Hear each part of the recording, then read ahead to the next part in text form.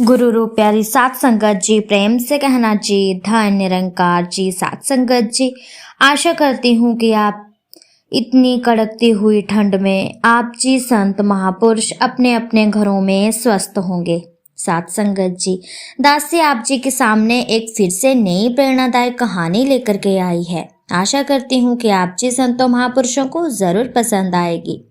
त्यागी का मोह। तो चलते हैं इस कहानी की ओर। एक बार महात्मा गांधी के पास एक सन्यासी आया और बोला, मैं आपके संदेश से बहुत प्रभावित हुआ हूँ। मैं समाज सेवा करने की इच्छा से आया हूँ। आप मुझे आदेश दीजिए कि मैं कौन सा सेवा कार्य करूं। गांधी जी ने सन्यासी से कहा, यदि तुम समाज सेवा करना चाहते हो तो सबसे पहले अपने गेरुए वस्त्रों को उतार फेंको। सन्यासी को गांधी जी की बात अजीब लगी। वह बोला, मैं सन्यासी हूँ, भगवे वस्त्रों को छोड़कर दूसरे वस्त्रों को कैसे पहन सकता हूँ। गांधी जी ने समझाया, यदि तुम इन वस्त्रों को पहनकर गांव में सेवा कार्य के लिए जागोगे तो लोग तुम्हें महात्मा समझकर तुम्हारी सेवा करने लगेंगे। तुम उनकी सेवा नहीं कर पाओगे। अगर तुम सचमुच ही सेवा कार्य करना चाहते हो तो इन वस्त्रों के प्रति अपने मोह को त्याग दो। और फिर सन्यास का संबंध तो मन की भावना से है, उसका वस्त्रों से क्या संबंध है।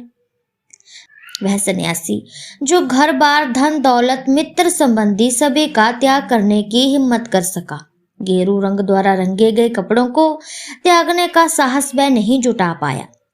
वह सेवा कार्य करने की भावना को मन में दबाए ही वापिस लौट गया। वस्त्र तन ढकने के लिए बने थे, मगर आज ये हमारी आत्मा बन बैठे हैं। कैसी विडंबना है कि हम आज वस्त्रों को ही संन्यास का प्रतीक मानने लगे हैं। नहीं सात संगत जी, ऐसा नहीं होता। यदि हमें किसी की सेवा करनी है तो उसके लिए एक साफ मन की जरूरत होती है, ना कि कपड़े उतारने की जरूरत होती है। यदि हमारा मन साफ होगा, बिल्कुल निर्मल होगा, तभी हम अच्छे से सेवा कर सकेंगे और प्रभु परमात्मा को भी हमारी सेवा कबूल होगी।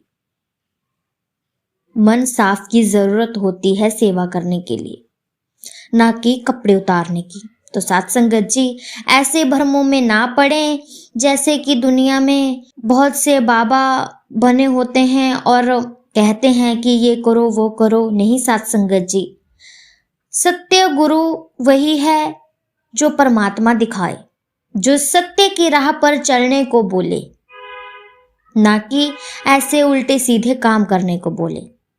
वो गुरु नहीं होते, वे अधूरे गुरु होते हैं जिन्हें खुद ही परमात्मा की पहचान नहीं होती। तो सात संगत जी, हमें इस पिता परमात्मा की पहचान करनी है और अपने मन को साफ करना है, ताकि हम जितने भी महापुरुष लोग संत हैं, हम उनकी अच्छे से सेवा कर पाएं और सतगुरु माता जी को हमारी सेवा कबूल हो। तो सात संगत जी, हम ये तभी कर पाएंगे यदि हमारा मन निर्मल और शांत होगा। तो सात संगत जी, हमें अपने मन को शांत रखना है और सेवा कमानी है।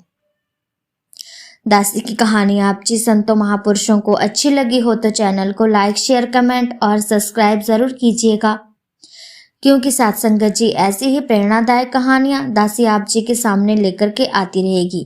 तब तक के लिए धन निरंकार जी।